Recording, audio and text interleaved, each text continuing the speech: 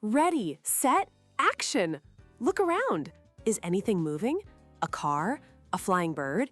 Even your own hand? Movement is everywhere. But things don't just start moving on their own. They need a secret ingredient, an invisible helper. In science, we call this a force. Every single movement, from kicking a soccer ball to just breathing, starts with a simple force, a push or a pull. When you kick a ball, you're pushing it away. When you open a heavy door, you're pulling it toward you.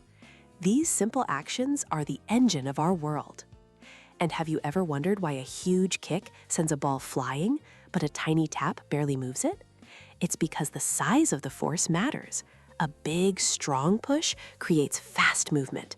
A small, gentle nudge creates slow movement. You are in control of the speed.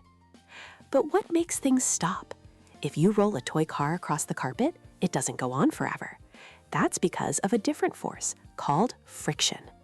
Friction is like a brake that happens when two things rub together. Think about sliding on a smooth wooden floor in your socks. You go really far. But on a rough carpet, the high friction stops you almost immediately. Without friction, the world would be an incredibly slippery place.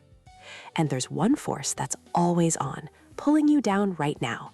It's gravity. When you jump, gravity is what pulls you back to the ground. It's the reason things fall down, not up. So, the next time you close a door, ride a bike, or even see magnets stick to a fridge, remember the invisible forces at play: the push, the pull, the friction, and the gravity. You're not just moving, you're a physics expert in action.